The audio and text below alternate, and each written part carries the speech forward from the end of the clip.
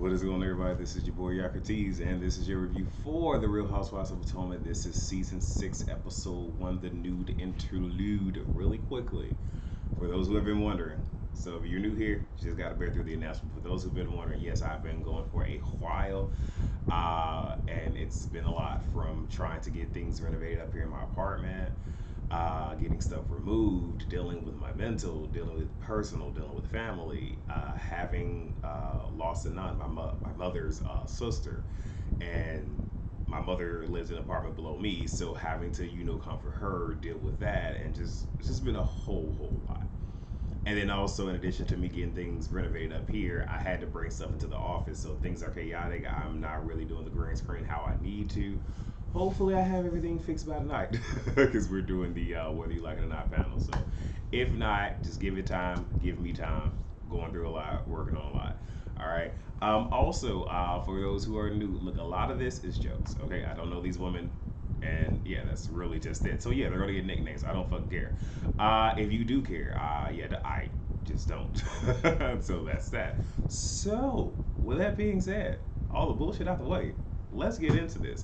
One thing that I do want everyone to remember while we're going into this season is a lot of these shows are going to be different because it's being shot during quarantine, which means that there's going to be a lot of group events. There's going to be a lot of mashups because there's no other way to work because there's someone working inside of a bubble. So something that we have to remember, all right?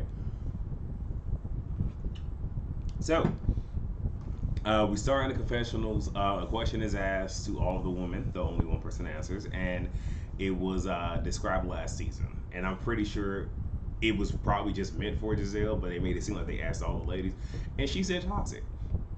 But no, last season was you just getting your just desserts for the BS that you do. That's really all that was. I mean, look, the roosters came home to nest. That's just what that was. The only thing is we did not get to see the fullness thereof in the reunion of her getting her just desserts, and I'm still, salty about that, but whatever. Good ass coffee.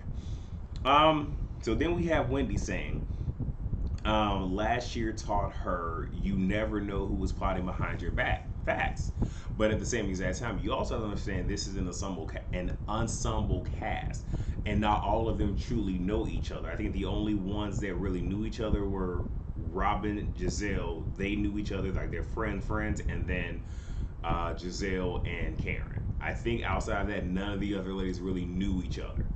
So it just is what it is. So you really should have been coming in, watching your back. But yes, being observant and seeing what happened, yes, that is something to, take into consideration. In addition to that, she said, don't listen to them, watch them.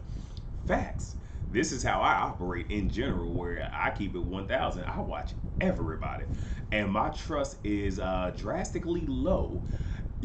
So trust and believe. If you think I don't hear shit, I do. If you think I don't see shit, I do. I just don't always speak on it. But when it's time for me to speak on it, oh yeah, your whole face gonna crack because it'll be like, oh, you heard I say that? Yeah, yeah, heard it all, heard it all. Just didn't say nothing.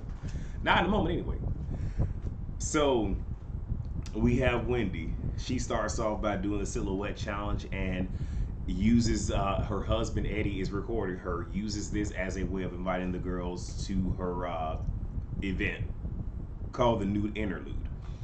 So Doobie Wig, which is Robin, Doobie and Juan have decided to build a house for themselves. So I would assume that not only did the check clear from last season, I guess knowing that she was coming back because Monique wasn't coming back, I guess she just went ahead and decided to, jump for that. Cool, fine, whatever, because you have to understand she's anticipating Bravo for sponsoring her wedding, which means that's one less thing that she has to pay for. So that is what she's looking forward to. We'll see if it actually comes to pass. So phone screen, flat screen, faux head. These are all names for Stewie Darby. I mean, damn it, Ashley Darby. Professor Dean is running the house. Okay, Professor Dean is sitting there letting y'all know this might be a toy, car, but I'm riding this damn thing through the house. Okay, he run things. Okay, the parents don't run shit. He run that. That is Professor Dean. Y'all gonna put some respect on his name. because I need to look down because I don't want to get too far from my notes. She says that she's like 10 days away from giving birth to her second child. Now, I said last season that Baby Dean, his name was child support, and I'm gonna continue to say that the baby that's in her stomach right now is baby checkmate. Okay, if Ashley plays her cards right, she got at least 3 or 4 good seasons to do what needs to be done, i.e., getting rid of her getting rid of her husband. Okay. Um, she says that she doesn't know what a good father was because hers wasn't really there, but she sees a good father in Michael. And I'm like, really? Because wasn't last season he was calling Dean the baby? Wasn't last season that he wasn't coming home to relieve the babysitter? Wasn't last season, why you was pregnant with the baby, had the baby, he was around here sitting here. Okay, we can run down the list of shit that Michael was doing. I'm just saying, but okay, he's a good daddy. I'm gonna let you have that because they ain't even what I'm mad at. She says that they haven't had sex since she was 5 months. And what happened last year is replaying now. Like, could they fall into that same trap? For what we see, he hasn't. And based off the previews, I don't think that there's going to be. Well, there might be something. We don't fuck up. We never know with the Darbies. Okay, we never know. And Gargamel, because that's what his name is. I was being nice calling him Michael, but Gargamel feels that they're in a better place. Okay, if you say so. So now we got Post-it Note, which is Candace, and Sock Neck, which is Giselle. Because again, her neck got so many damn rings, you can tell how old she is. So Post-it Note's husband, Chris, has his children at the house, Naya and Mateo. They're there. They're there for a month, and um, they're doing the homeschooling thing. Now, this is one thing that I'm going to say because I see the BS, I see the bullshit. I really do. So he ain't had a relationship. He hasn't had a full relationship with his children, which I believe there's possibly one more child out there because he has 2 baby mothers.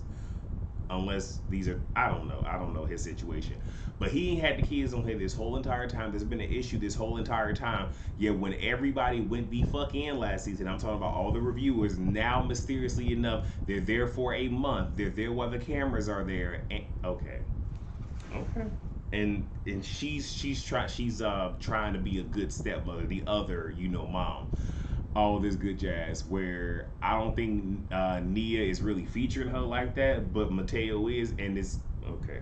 I'm getting ahead of myself. So Sockneck is the first of the ladies to see her house. My thing is, I said when we were wrapping up the Whether You Like It or Not panel for that was season 1, this is season 2. They brought me back, yeah. But no, but no. I said that I felt that Candace was going to be the next one that Socknet came for. Obviously, it's going to be Wendy, but again, posted. You need to stay on your shit because just as easily as she done went to Wendy, she can come to you too. So you better be ready.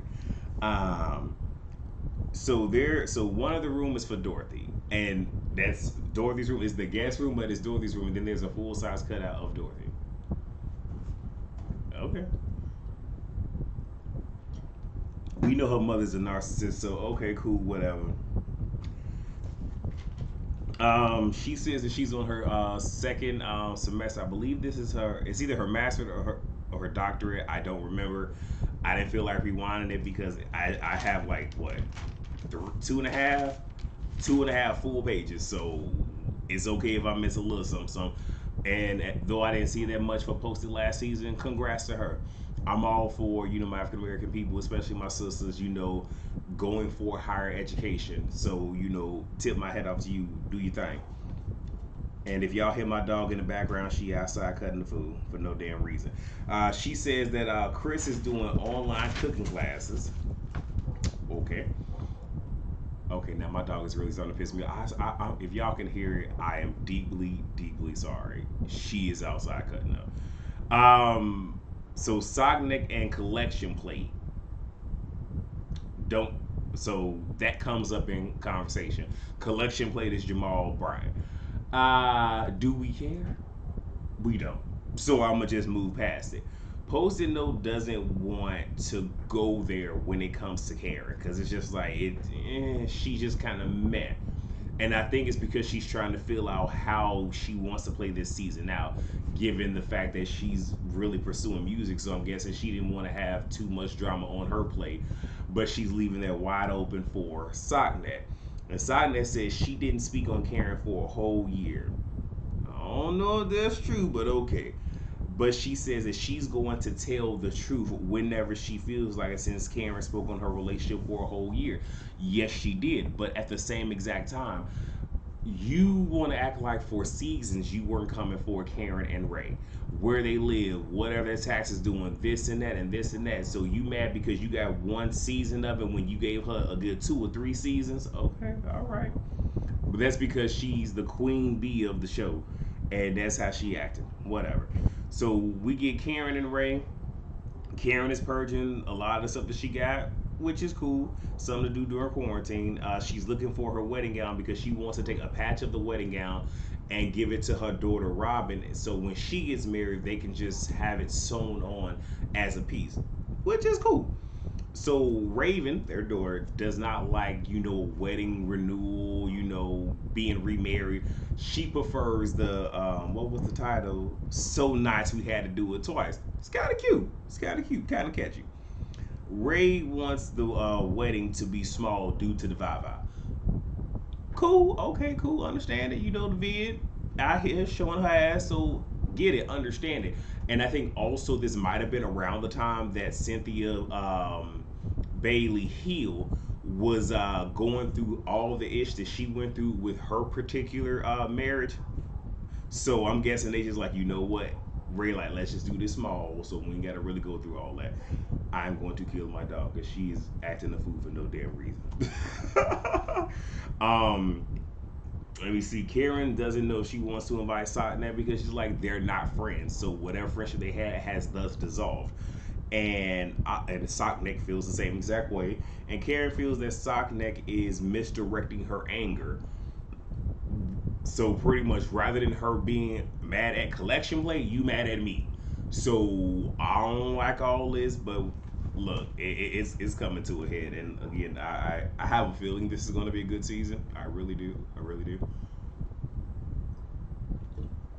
All I'm gonna say is bravo and Andy.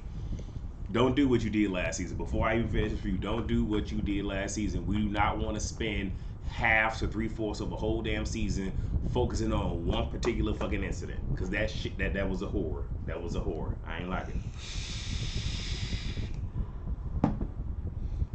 Alright, so Wendy. She got new boobs. So because she did a whole lot of breastfeeding, I think she said for like 2 years consecutively for the most part, and she needed new boobs. I'm not a woman, so I don't know what. I guess all of that makes them drop or whatever. She wanted to perk him up. Hey, you got the funds to do it, do you, boo boo? But she feeling herself. She feeling herself. So now we get Doobie Wig and one. I don't know how I feel about this particular shot because given because Robin never really gives a whole lot, and it's kind of iffy because she gave us a whole lot over a couple of seasons. I don't know how much of what they're trying to give us right here is actual factual, or if they are conjuring up something so they can have something to keep them on for this season. But in her confession, they asked her when she's getting married. She says, "Well, the pandemic is happening, and we're building a new home, and we're doing virtual on, so we don't know." She is definitely going to use the virus as a reason to prolong things. But again, they need to be on that shit because they can easily drop you. And I think this is also what. Okay, give me a second. One doesn't like that she starts her day at 2 o'clock, given everything that's going on with the pandemic, and she doesn't have the energy, and she's tired, and with everything else that's going on, and having to sit here and do the virtual learning, blah blah blah blah blah.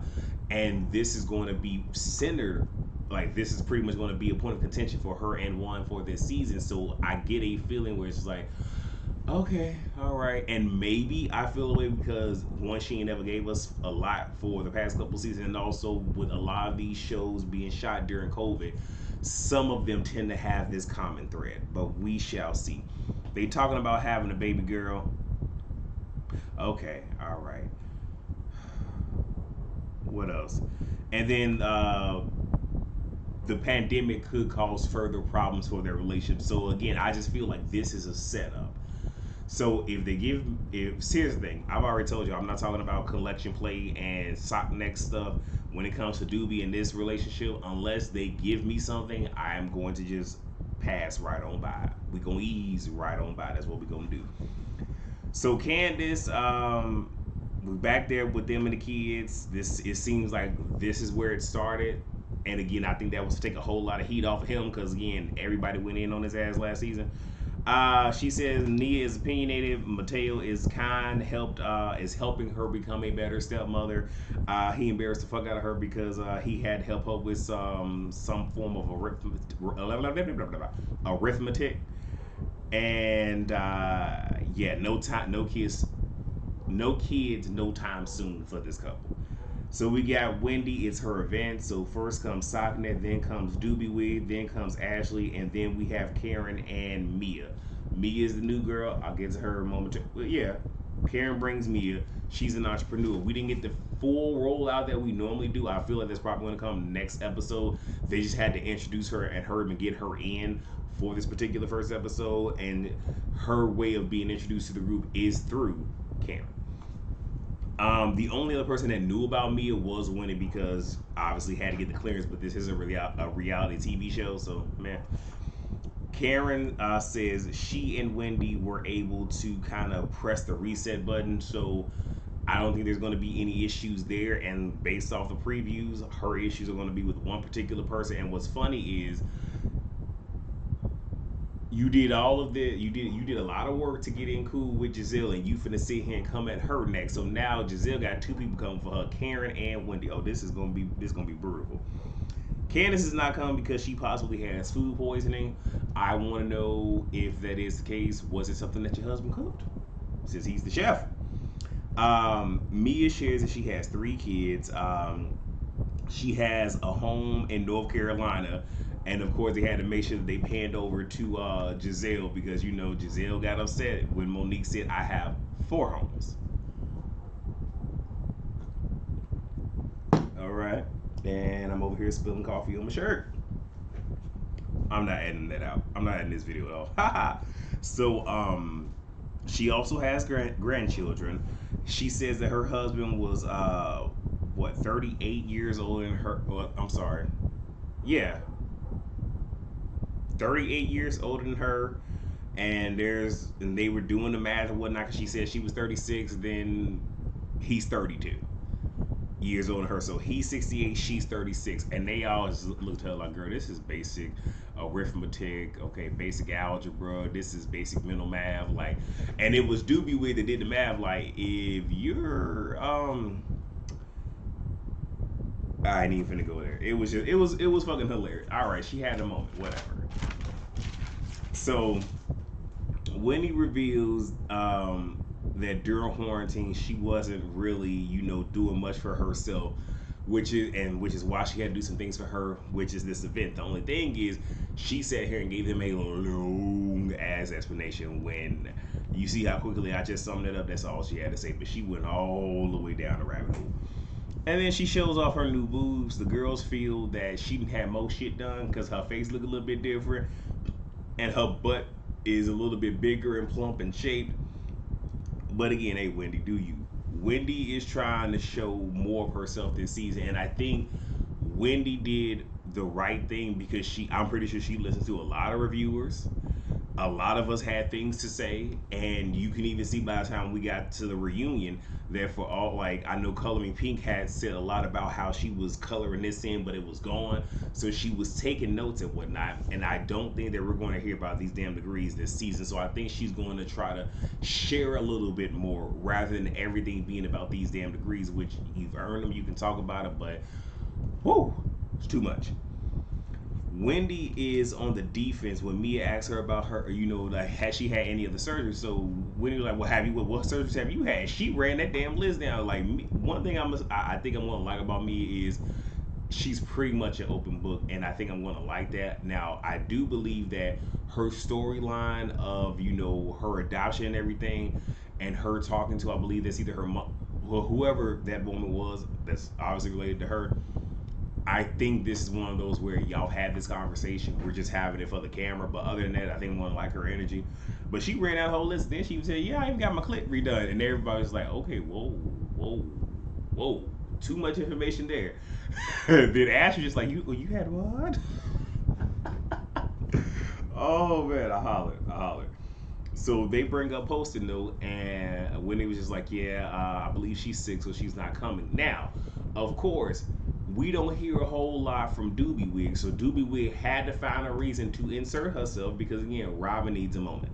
So she said, "Well, I just think that she doesn't want to deal with you just yet." Talking to Karen, and Wendy just wants everybody to. Hold on, wait. I'm sorry. Karen says that she wants to respect the process. Like a lot happened. I want to give her space and let things pretty much happen organically rather than trying to force something. Because if it don't fit, don't force it. Just relax and let it go. Tell me if y'all know where that's from. So phone screen Ashley mentions that she and Post-it note still are not in a good place, which can see that, and I don't think they're going to be. And though I don't see it for Stewie Darby, she has been very, very foul when it does come to Post-it note. I don't really fuck with Post-it note like that, but I just gotta call a thing a thing. So Wendy just wants everybody to be in a good place. Socknet doesn't think that that is going to happen. And then she said everyone knows that I cannot stand Karen. And Karen's like, okay, well the feeling is mutual.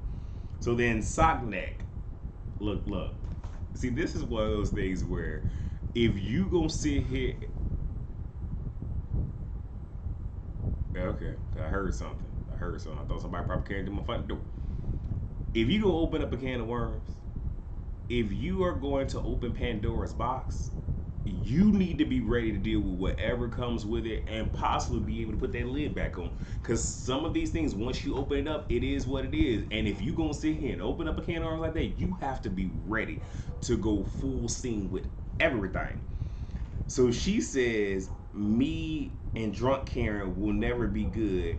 So I have decided I will tell your truth, your whole truth, your drunk truth, your cheating truth, your broke truth. I'll spread it out over time. Now, once she gonna spread it out over time because she doesn't really have a storyline. We all know that. My thing is, once she said this, it was just like, normally Sockneck don't really go at people. A lot of it be confessional gangstering and getting Doobie Wig to do her piece. But I guess she said, look, I gotta come with it this season. So Karen says, you don't want this. She said, do you want to talk about your fiery box? And that's why you can't keep a man? Do you want to do that? So Sockneck's like, she's obsessed with my coochie because the ding dong at her house is broken. Now look, she really ain't got much. She done opened up the box now, but she really did not have a way because she thought just by bringing it up it was gonna fuck Karen up. She didn't know Karen was sitting on ready. So Karen says, you will not disrespect my husband. I'm sorry. Yeah, you will not respect my husband's ding dong because yours is in everybody else's vagina. Sockneck says, at least it works. So now, and for those who don't understand, she really don't have the comeback. She's not as witty and quick witted as we like to think. So all she can do, but well, at least it works. That's all you had to say. You ain't have nothing else to say. And the thing, I know a lot of people are going to be upset because she brought up Ray when that didn't need to happen. But again, they were already warned. So I mean, it is what it is. But you do have to understand, Jamal is just your baby daddy. Wasn't even your boyfriend, just your baby daddy. This is her current husband. So it's like, okay, well, you finna go for it. Here we go. And Karen says, you don't have a man. You are a broke whore from Hampton University, and everyone knows it. And that's why we went to Sing Sing. And when I tell you her sock neck whole face broke, it was shattered. That was all she wrote. And that's all I got. So thank you guys so much for watching. I'm going to do my best to stay consistent, and I would say anticipate getting these videos on Monday. And that's mostly due to the fact that I do have a dog. I go to bed early because I got her on the schedule, so I won't be watching it the night of, but I'll pretty much watch it in the morning and get the video out. So that's all that I have. Thank you guys so much for watching. Please rate, comment, subscribe, and share. And I will see you guys on the next video. Actually, I will see you guys tonight for the Whether You Like It or Not panel. All right. So.